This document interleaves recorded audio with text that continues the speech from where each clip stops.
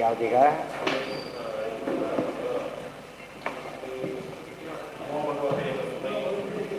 ನಮೋ ಭಗವತೆ ತಸ್ಮೈ ಸರ್ವತಃ ಪರಮಾಯತೆ ಸರ್ವಪ್ರಾಣಿಹೃದಯ ವಾಮನಾಯ ನಮೋ ನಮಃ.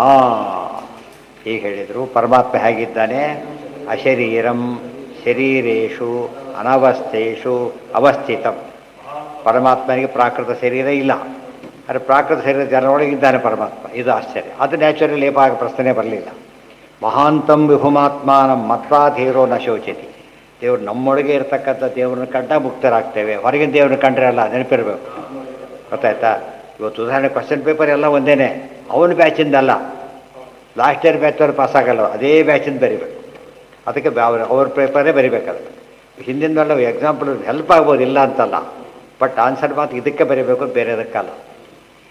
ಅಶರೀರಂ ಶರೀರೇಶು ಅನವಸ್ಥೇಶು ಅವಸ್ಥಿತಂ ಮಹಾಂತಂ ವಿಭುಮಾತ್ಮಾನಂ ಮತ್ವಾಧೀರೋ ನ ಶೋಚತಿ.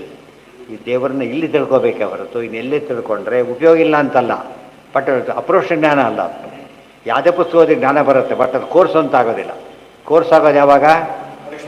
ಪ್ರಿಸ್ಕ್ರೈಬ್ಡ್ ಟೆಕ್ಸ್ಟ್ ಅಂತ ಮಾತ್ರ, ಪ್ರಿಸ್ಕ್ರೈಬ್ಡ್ ಅದು. ಸೊ ಪ್ರಿಸ್ಕ್ರೈಬ್ಡ್ ಅಂದರೆ ಬಿಂಬರೂಪ.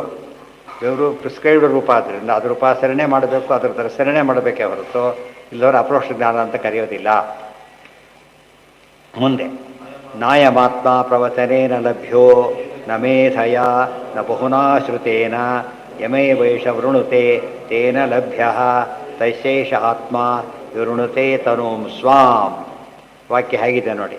ನಾಯಂ ಆತ್ಮ ಪ್ರವಚನೇನ ಲಭ್ಯ ನ ಮೇಧಯ ಲಭ್ಯ ನ ಬಹುನಾ ಶ್ರುತೇನ ಲಭ್ಯ ಯಮೇ ವೈಷ ವೃಣುತೆ ತೇನ ಲಭ್ಯ ತೈಶೇಷ ಆತ್ಮ ವಿವೃಣತೆ ತನೂಂ ಸ್ವಾಂ.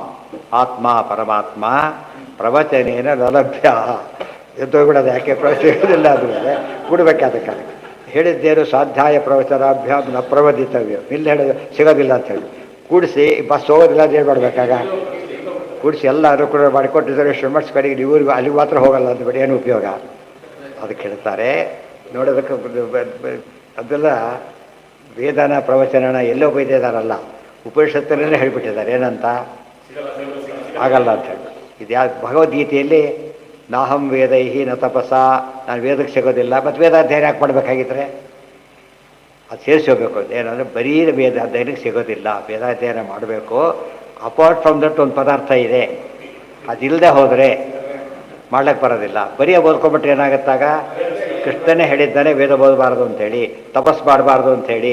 ನ ತಪಸ ನಿಧಾನ ಮಾಡಬಾರ್ದು, ಏನೂ ಮಾಡೋಂಗಿಲ್ಲ. ಅದಕ್ಕೆ ಅಂದರೆ ಸುಮ್ಮನೆ ಕೂತ್ರೆ ಬರುತ್ತೆ ಅಂತ ಆಯ್ತು ಅಷ್ಟೇ. ಆಲಕ್ಕೆ ತಿಟ್ಕೊಂಡ್ಬಿಟ್ರೆ ಮಾಡಬೇಕಾದ್ರೆ ಒಂದು ಮಾಡ್ದೇ ಇಲ್ಲಾಗೆ ಅರ್ಥ ಆಯ್ತಾ? ಹೇಳೋದಿಲ್ಲ.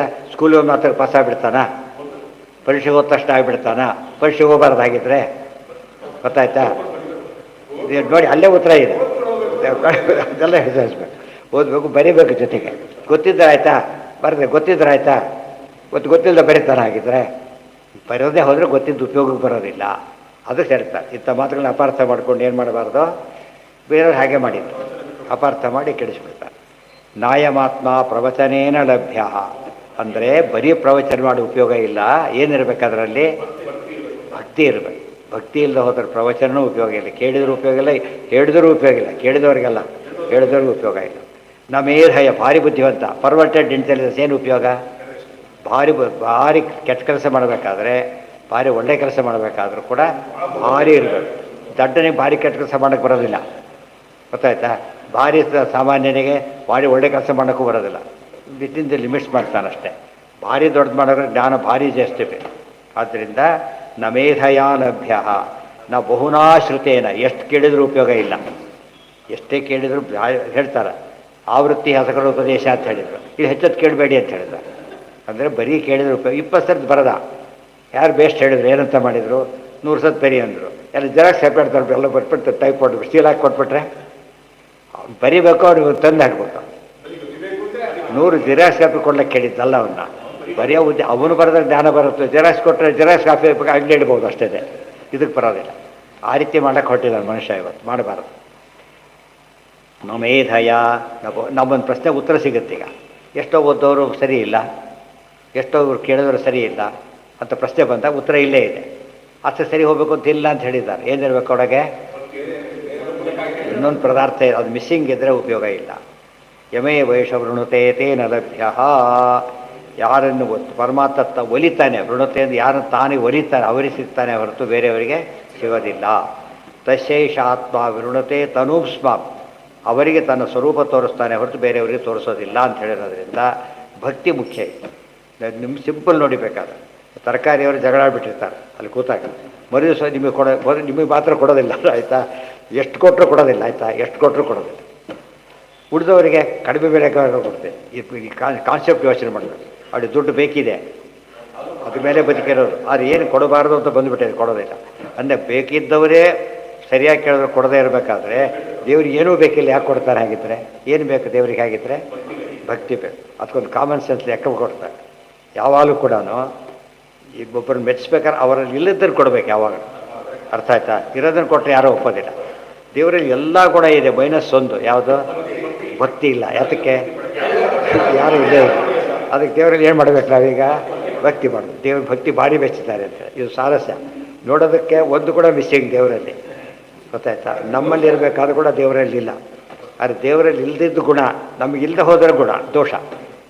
ಯಾಕೆ? ದೊಡ್ಡವರು ಇದ್ದು ನಮಸ್ಕಾರ ಮಾಡದೆ ಹೋದರೆ ದೋಷ, ಇಲ್ಲದೆ ಮಾಡದೆ ಹೋದರೆ ಪ್ರಶ್ನೆನೇ ಬರೋದಿಲ್ಲ. ಆದ್ದರಿಂದಾಗಿಯೇ ಅದು ಸ್ವಾರಸ್ಯ ಇದೆ. ಅದನ್ನು ನಾವು ಕಾವ್ಯವಾಗಿ ಹೇಳೋದಾದರೆ ದೇವರಲ್ಲಿ ಭಕ್ತಿ ಒಂದು ಗುಣ ಇಲ್ಲ, ಆದ್ದರಿಂದ ಅದು ಭಾರಿ ಮೆಚ್ತಾನೆ, ಆದ್ದರಿಂದ ಕೊಡ್ತಾನೆ ಇವರು. ನಮ್ಮ ಮನೇಲಿ ನಮ್ಮೂರಲ್ಲಿ ಸಿಕ್ಕ ಅಯ್ಯೋ ಬೇಕಷ್ಟಿದೆ ಹೋಗಿದೆ ಅಂದ್ಬಿಡ್ತಾನೆ. ರೇರ್ ಕೊಟ್ಟಾಗ ಏನು ಮಾಡ್ತಾನೆ? ಭಾರಿ ಖುಷಿಯಿಂದ ತಗೋತಾನೆ. ಅದು ತಮಾಷೆ ಅಷ್ಟೇ. ಅದಕ್ಕೆ ದೇವರು ಜಾಸ್ತಿ ತಮಾಷೆ ಮಾಡ್ತಾರೆ. ನೀನು ನನಗೆ ತಂದೆ, ನಿನಗೆ ಯಾರಪ್ಪ ಇದ್ದಾರೆ ನೋಡು, ನೀನು ತಾಯಿ, ನಿನಗೆ ಯಾರು ತಾಯಿ ಇದ್ದಾರೆ ನೋಡು, ಐ ಆಮ್ ಗ್ರೇಟ್ ಅಂತ ಹೇಳಿದಾಗ. ಅಂದರೆ ಅದು ಇಂದಾಸ್ತುತಿ. ಅದು ಇಲ್ಲ ಇಲ್ಲ ಅಂತ ಹೇಳ್ತಾನೆ ಹೊಗಳೋದು. ಹಾಂ, ಅದೇ ಹೇಳ್ತಿರೋದು. ತಶೇಷ ಆತ್ಮ ವಿರುಣತೆ ಋಣತೆ ವಿರುಣತೆ. ನೋಡಿ, ಯಮಯವೇಶ ವೃಣತೆ ತಸ್ಯೈವ ವಿರುಣತೆ. ಪದ ಎಷ್ಟು ಸ್ವಾರಸ್ಯ ಇದೆ. ವೃಣತೆ ವಿವೃಣತೆ. ಯಾರು ಒಲಿತಾರೋ ಅವರಿಗೆ ತನ್ನ ಬಗ್ಗೆ ಸ್ಪಷ್ಟ ಚಿತ್ರ ಕೊಡೋದರಿಗೆ ಕೊಡೋದಿಲ್ಲ. ಹಾಗಿದ್ದರೆ ನಮಗೆಲ್ಲ ಒಲೀಲಿ. ನಾವೇನು ಮಾಡಿದ್ದೇವೆ ಅಂತ ಕೇಳಿದರೆ ಅದಕ್ಕೆ ಕಂಡೀಷನ್ ಬೇಕು. ಏನದು? ನಾ ವಿರತೋ ದುಶ್ಚರಿತ, ನಾ ಶಾಂತೋ ನ ಅಸಮಾಹಿತ, ನಾಶಾಂತ ಮಾನಸೋ ವಾಪಿ ಪ್ರಜ್ಞಾನೇನ ಇವ ಮಾಪ್ನುಯಾ.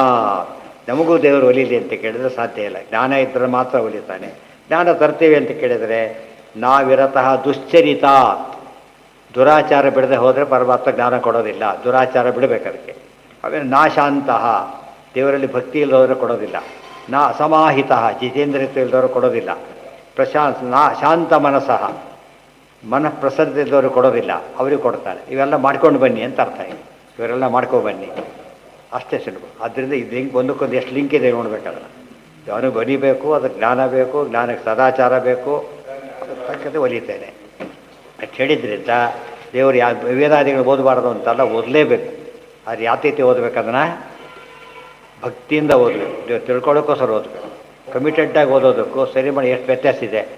ಸುಮ್ಮನೆ ಅಡಿಗೆ ಅದು ಏನು ಹೇಳಿದ್ರು ಪಾಪ, ಸ್ವಲ್ಪ ಖಾರ ಹಾಕಿ ಅಡುಗೆ ಮಾಡಿ ಸುರಿದು ಬಿಟ್ಟ ಖಾರದ ಪುಡಿ, ಅವನಿಗೆ ಖಾರ ಹಾಕ್ಲಿಕ್ಕೆ ಹೇಳಿದ್ರಲ್ಲ ಅಂತ ಕೇಳಿ ಕೆಲವರು ಇರ್ತಾರೆ, ತೆತ್ತರಿ ಆಕ್ಷೇಪ ಮಾಡ್ತಿರ್ತಾರೆ. ಅವ್ರ ಉದ್ದೇಶ ಮಾಡೋಬೇಕಿಲ್ಲ ಅವ್ರಿಗೆ. ಅವಾಯ್ಡಿಂಗ್ ಟ್ಯಾಕ್ಟಿಕ್ಸ್ ಅದು ಮಾಡಬಾರ್ದು. ಭಕ್ತಿಯಿಂದ ಮಾಡೋದಾದರೆ ಯಾಕೆ ಕಡಿಮೆ ಆಯಿತು ಏನು? ಎಲ್ಲ ಹೋದಾಗ ಚಿಕ್ಕ ಕೊಡ್ತಾನೆ, ತಿಂದ್ರೆ ಬಿಟ್ಟರೆ ಕೇಳೋದಿಲ್ಲ. ಅವ್ರು ಬಡಿಸಿ ಹೋಗ್ಬಿಡ್ತಾರೆ ಅಷ್ಟೇ. ಮನೆಯಲ್ಲಾದ್ರೆ ಯಾಕೆ ತಿನ್ನಲಿಲ್ಲ ಅಂತ ಕೇಳ್ತಾರೆ. ಯಾಕೆ? ಅವ್ರಿಗೆ ಕನ್ಸರ್ನ್ ಇಲ್ಲ, ಅವರಿಗಿದೆ. ಅದಕ್ಕೆ ಕನ್ಸರ್ನೇ ಭಕ್ತಿ. ಆ ಭಕ್ತಿ ಇಲ್ಲದೆ ಹೋದರೆ ಏನೂ ಪ್ರಯೋಜನ ಇಲ್ಲ. ಅಲ್ಲಿಗೆ ಉಳಿದ ನಾಳೆ ಸರ್ವೇಂದ್ರಿಯ ಪ್ರೇರಕೇಣ ಶ್ರೀ ಪ್ರಾಣಪತಿ ನೀಲಿನ ಯದವೋಕ್ಷಮಹಂಸೇನ ಪ್ರಿಯತಾಂ ಕಮಲ.